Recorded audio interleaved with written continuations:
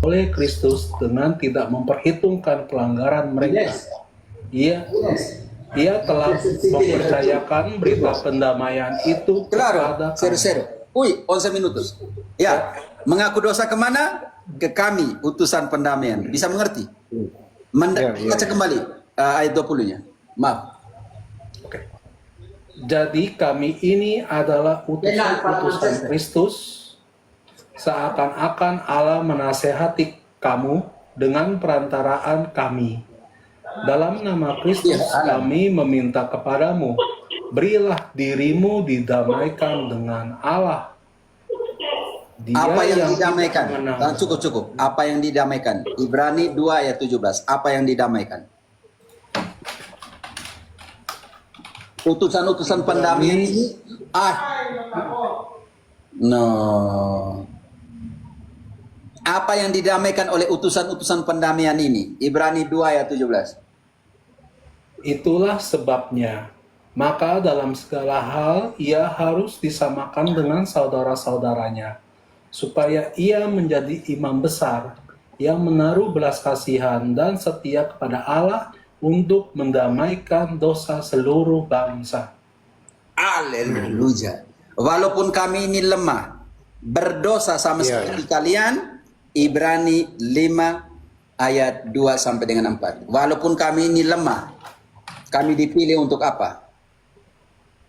Ibrani 5, 2 sampai dengan 4. Ia harus dapat mengerti orang-orang yang jahil dan orang-orang yang sesat, karena ia sendiri penuh dengan kelemahan, yang mengharuskannya untuk mempersembahkan korban karena dosa, bukan saja bagi umat, tetapi juga bagi dirinya sendiri.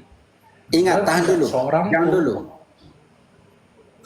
Kami juga berdosa. Karena itu kami pertama mempersembahkan dosa umat, juga pergi mengaku dosa.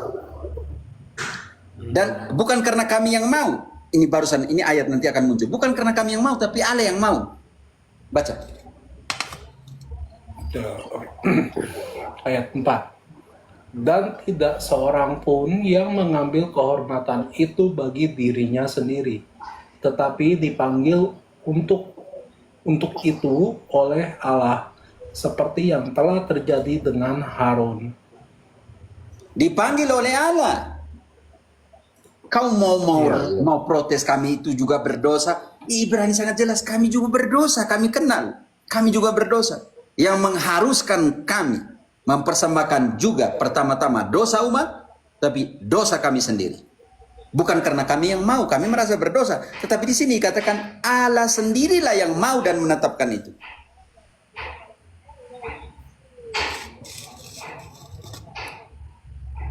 Tidak tahu yang Protestan punya dapat mandat dari siapa. Iya. Tapi mereka bilang Romo, apa? Kami kan sudah mengaku langsung ke Yesus, ngapain lagi ke manusia? Lagu engkau tanya ayatnya mana? Iya. Ayatnya mana? Yesus bilang Mengaku langsung ke kepada Allah. Yesus. Raja Daud saja mengaku kepada Allah melalui Nathan. Mereka kasih kita ini, Romo, ada apa?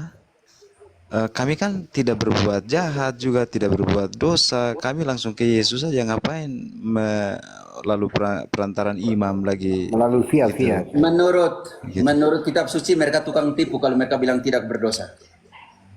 Hormat. Yohanes 1 ayat 8. 1 Yohanes 1 ayat 8. Orang yang mengatakan bahwa mereka tidak berdosa itu tukang tipu. Jadi banyak yang tukang tipu.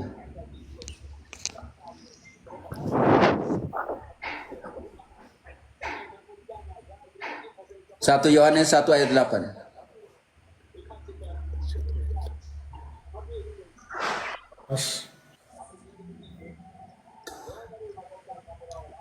Saya nonton Manchester Liverpool nih. Saya biasanya bayar karena orang Kolombia tidak ada di Liverpool.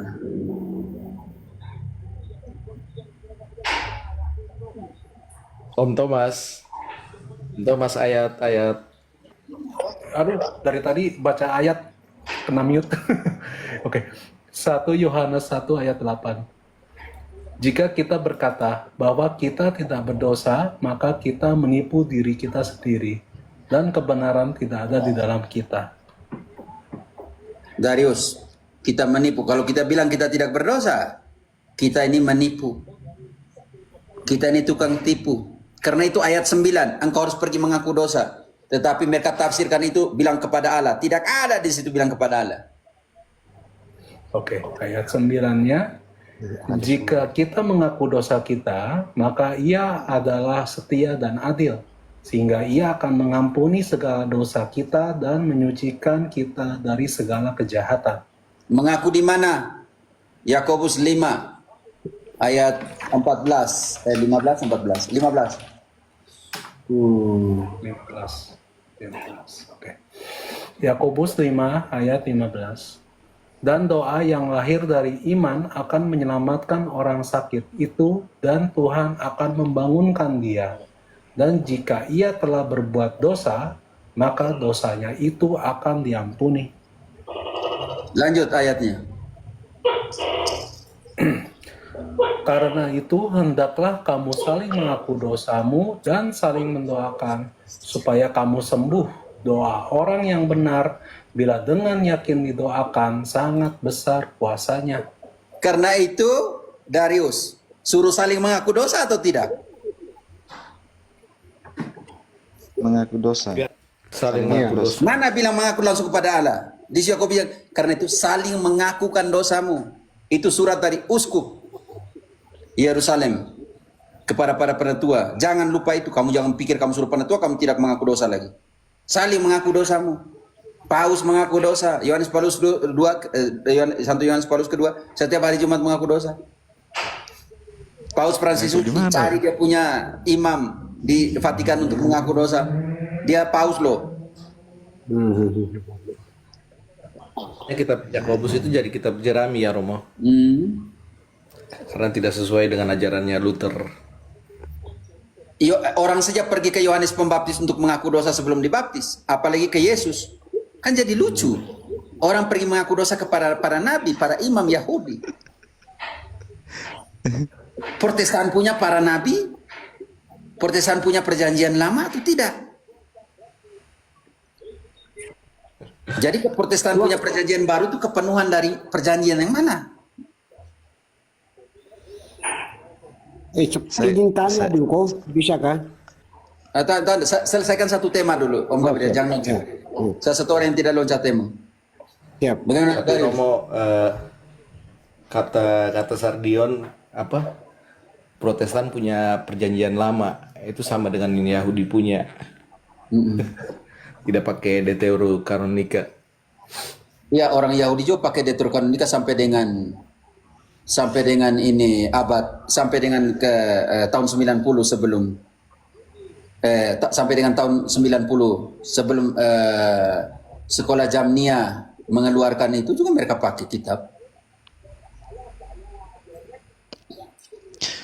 Bagaimana tanggapan kami yang awam ini, Romo, kalau mereka bilang Alkitab ini bisa dibacakan semua awam, lalu bisa karena ada inspirasi Roh Kudus untuk Dibacakan iya, isi Alkitab. dibacakan iya, tapi tafsir hati-hati. 2 Petrus 3 ayat 15-16 dibacakan ya semua orang bacalah, tapi tafsir jadi persoalan lagi di sini. Iya, iya. Ini sudah tema lain, ini bukan lagi tema pertobatan, Iya, bukan iya. lagi pengampunan dosa, oke? Jadi engkau sudah lari ke tema lain ini nih, Darius. Oke, sorry, Pastor. Oke, tutup dengan ini, dengan tafsirkan ini, oke. Dua Aku tanya dalam hubungan ini tuan. Ini ya masih sebentar, saya kasih ayat supaya jangan sembarang-sembarang tafsir. 2 Petrus 3 ayat 15-16. Oke, 2 Petrus 3, 15 sampai dengan 16. Anggaplah kesabaran Tuhan kita sebagai kesempatan bagimu untuk beroleh selamat. Seperti juga Paulus, saudara kita yang kekasih, telah menulis kepadamu menurut hikmat yang dikaruniakan kepadanya. Hal itu dibuatnya dalam semua suratnya, apabila ia berbicara tentang perkara-perkara ini. Dalam surat-suratnya itu ada hal-hal yang sukar dipahami, sehingga orang-orang yang tidak memahaminya dan yang tidak teguh imannya memutarbalikannya menjadi kebinasaan mereka sendiri, sama seperti yang juga mereka buat dengan tulisan-tulisan yang lain. Semua kitab-kitab yang lain mereka tafsir suka-suka. Petrus marah besar di situ. Darius, di mana yang bilang kau tafsir saja sendiri-sendiri? Itu jawaban mereka, Rom. Ya, mereka pakai ya, makanya di mana ayat yang mengatakan mereka boleh tafsir main-main? Oke, mungkin mereka pakai ayat ini, saya mengerti. Mereka pakai Ya, ayat ini. inspirasi Roh Kudus kalau tidak salah, Ya, inspirasi Roh Kudus. saya mengerti, tapi mereka pakai ayat itu. Ayat 2 Petrus yang sama, satu ayat 20. 20-21. Nanti saya lihat nanti bagaimana, oleh apa pemberian Roh Kudus itu. 2 Petrus 1 ya, Bapak. Ya, ayat 20-21. Oke. 2 Petrus 1, 20 sampai dengan 21. Yang terutama harus kamu ketahui ialah bahwa nubuat-nubuat dalam kitab suci tidak boleh ditafsirkan menurut kehendak sendiri.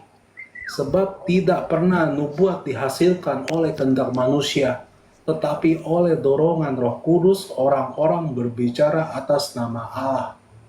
Bagaimana mendapatkan Roh Kudus? Kisah 8 ayat 18. Ada yang mau beli penumpangan tangan.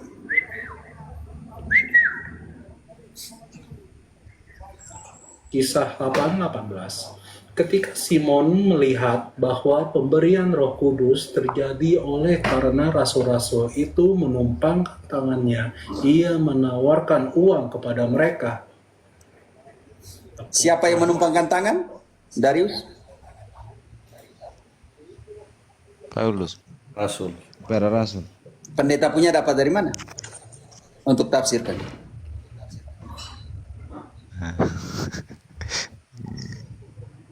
Ya, inspirasi Roh Kudus, yang penting itu aja. Ya, tapi dapat Roh Kudus dari mana? Kalau tidak ada penumpangan tangan para rasul di situ.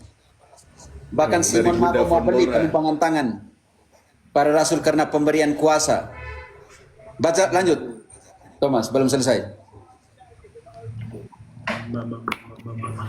Oke. 19, kita start dari 19. Serta berkata, berikanlah juga kepadaku kuasa itu, supaya jika aku menumpangkan tanganku di atas seseorang, ia boleh menerima Roh Kudus. Apa kata Petrus? Binasalah engkau dan uangmu. Lanjut. Tetapi Petrus berkata kepadanya, binasalah kiranya uangmu itu bersama dengan engkau, karena engkau menyangka bahwa engkau dapat membeli karunia Allah dengan uang. Tuhan. Iya, iya, iya. Oke, kita ambil langsung contoh.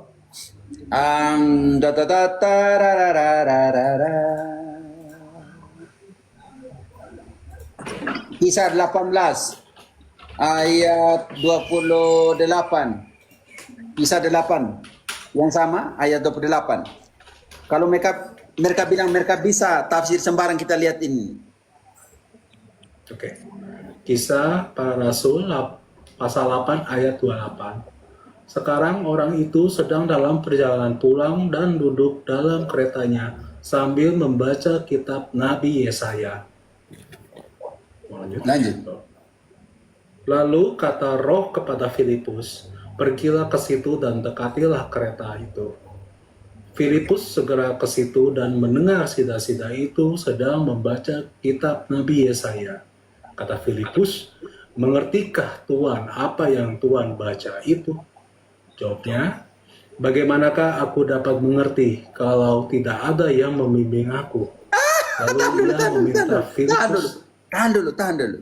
Bagaimana saya mau mengerti tidak ada yang membimbing saya? Lalu kenapa tidak tafsir sendiri? Dia kan bilang kalau dia Protestan dia tafsir sendiri tadi. Lalu mengertikah sida-sida itu bendahara orang penting di dalam kekaisaran di dalam kerajaan Ethiopia? tingkat tinggi pendidikannya tidak tahu tafsir? Kan jadi lucu. Filipus tanya, mengertikah apa yang Bapak baca? Tidak serendah hati dia bilang, bagaimana saya mau mengerti? Tidak ada orang yang mengajari saya. Baca kembali ayat itu. Bagaimana saya bisa mengerti? Tes. Oke. Jawabnya, bagaimana aku dapat mengerti kalau tidak ada yang membimbing aku? Lalu ia meminta Filipus naik dan duduk di sampingnya. Artinya, Om Mas Darius, engkau minta orang untuk duduk di sampingmu dan untuk mengajari engkau, bukan tafsir suka-suka.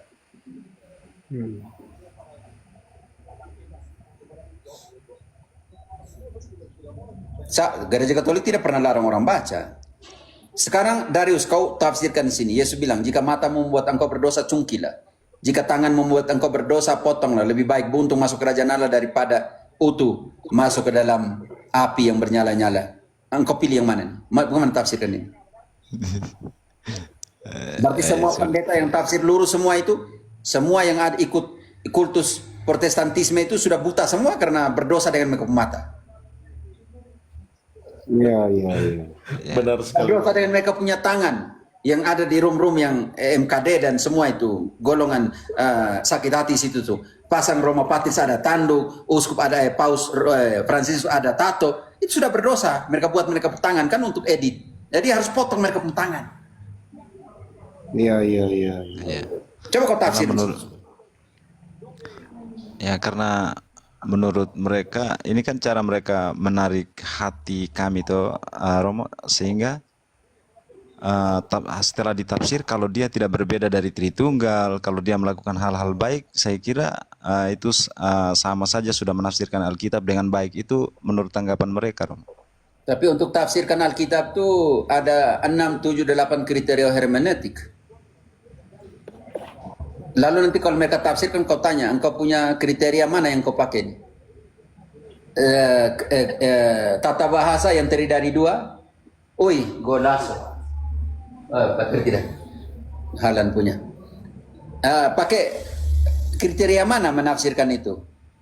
Kriteria tata bahasa yang terdiri dari leksikon dan sintaksis.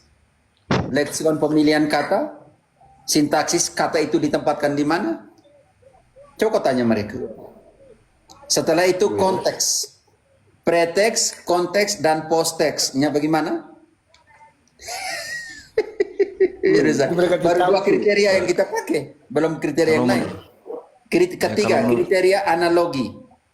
Ayat itu dibangun oleh keseluruhan kitab suci. Ayat itu dibangun oleh ayat apa saja di dalam kitab suci? Mereka bisa tunjukkan itu? Kalau penjelasan seperti ini, Romo, mereka kadang tidak mau karena menurut mereka yang penting sudah melakukan apa yang Tuhan Yesus perintahkan. Itu yang kami dengar. Contoh, yang Yesus perintahkan apa? Dia perintahkan mengaku dosa, mereka pergi mengaku dosa? Tidak perlu katanya, Romo. Tidak. Iya, tapi berarti sudah lawan Yesus. Jangan sampai engkau Protestan, Darius. Tidak saya, Romo. Saya dari Keuskupan Watabula Tambolaka. Berarti Yesus itu, berarti engkau buktikan bahwa pernyataan Yesus tidak perlu lagi ketika dia mengatakan barang siapa kamu ampuni dosanya, dosanya diampuni. Itu mandat setelah kebangkitannya atau tidak mandat? Setelah kebangkitan itu. Dia bilang, dia menghembuskan Roh Kudus, dia mengatakan terimalah Roh Kudus. Barang siapa kamu ampuni dosanya, dosanya diampuni. Saya jujur sering diskusi dengan mereka, Romo, makanya. Ya, coba ini ayat ini tidak berguna lagi. Berguna, Romo. Tapi bagi mereka tidak berguna. Berarti mereka menjalani perintah Yesus? Tidak. Jawab, Ustaz. Sini, Agus. Tidak, Romo. Oke. Jadi mereka tuh dalam kitab suci mereka belum mengenal Allah. 1 Yohanes 2 ayat 3 sampai 5. 1 Yohanes 2 ayat 3. Tanda bahwa orang mengenal Allah itu melakukan semua perintahnya. Kalau tidak, karena itu Protestan belum mengenal Yesus, karena tidak melakukan semua perintahnya. 1 Yohanes 2 ayat 3. Dan inilah tandanya bahwa kita mengenal Allah, yaitu jikalau kita menuruti perintah-perintahnya. Berarti mereka belum mengenal Allah karena belum menjalankan perintahnya. Baca kembali tanda bahwa orang mengenal Allah. Ayat 4 ya, Romo. Ya, baca kembali 4 nanti sampai 5. Oke. Oke, ayat 4. Barang Tidak. siapa berkata 2, 3 sampai 5 maksudnya kau baca kembali 3 sampai 5 maksudnya gitu. Dan inilah tandanya bahwa kita mengenal Allah, yaitu jikalau kita menuruti perintah-perintahnya. Barang siapa berkata, aku mengenal dia, tetapi ia tidak menuruti perintahnya, ia adalah seorang pendusta, dan di dalamnya Seorang apa? tidak ada kebenaran. Seorang apa? Pendusta. Kalau tidak menjalankan perintahnya, dia adalah seorang pendusta dan kebenaran apa? Thomas, kau baca ayat kembali cepat nih, saya mau makan Baca ini. lanjut saja. Iya. Barang siapa berkata, aku mengenal dia, tetapi ia tidak menuruti perintahnya, ia adalah seorang pendusta dan di dalamnya tidak ada kebenaran. Tahan dulu. Darius, engkau ingat kata pendusta dan di dalamnya tidak ada kebenaran. Itu punya nama nanti. Oke, lanjut. Ayat 5-nya. Tetapi barang siapa menuruti firman-Nya, di dalam orang itu sungguh sudah sempurna kasih Allah. Dengan itulah kita ketahui bahwa kita ada di dalam Dia. Yang pertama, belum mengenal Allah. Yang kedua, sama dengan pendusta dan kebenaran tidak ada pada mereka. Dan yang ketiga, cinta Allah belum sempurna di dalam dia. Kalau tidak melakukan semua perintahnya. Sekarang engkau garis bawahi. Yang ayat 4 tadi. Yang tidak melakukan firman Allah, perintahnya sama dengan apa tadi? Pendusta. Dan kebenaran tidak ada pada? Dan kebenaran tidak ada padanya. Kalian tidak ingat ke ayat itu? pada Karena itu yang tidak menjalankan perintah dan firman Allah adalah mereka yang punya nama, yaitu pendusta dan kebenaran tidak ada padanya. Dan Yesus dalam Yohanes menamakan mereka itu yang pendusta dan tidak ada kebenaran itu punya nama. Mau tahu ayatnya? Mau. Yohanes 8 ayat 44. Siapakah pendusta? Siapakah yang tidak punya kebenaran? Siapakah dia? Tutup dengan ayat itu karena mau makan siang. Islah yang menjadi bapamu dan kamu ingin melakukan keinginan-keinginan bapamu. Ia adalah pembunuh manusia sejak semula dan tidak hidup dalam kebenaran, sebab di dalam dia tidak ada kebenaran. Apabila ia berkata dusta, ia berkata atas kehendaknya sendiri, sebab ia adalah pendusta dan bapa segala dusta. Mampus pendeta. Dion 64 mana nih? Oke, saya makan dulu ya, makan siang tidak enak, Pak. Oke, Pater. Terima kasih Pak. Berkat kita dulu. Amin.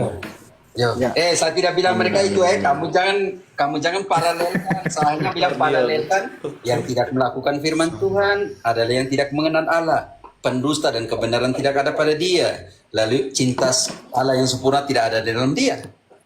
Dan Yesus dalam Yohanes 8, saya serangkumkan. Dalam Yohanes 8 ayat 44, pendusta dan kebenaran tidak ada pada dia itu punya nama, yaitu apa, Thomas?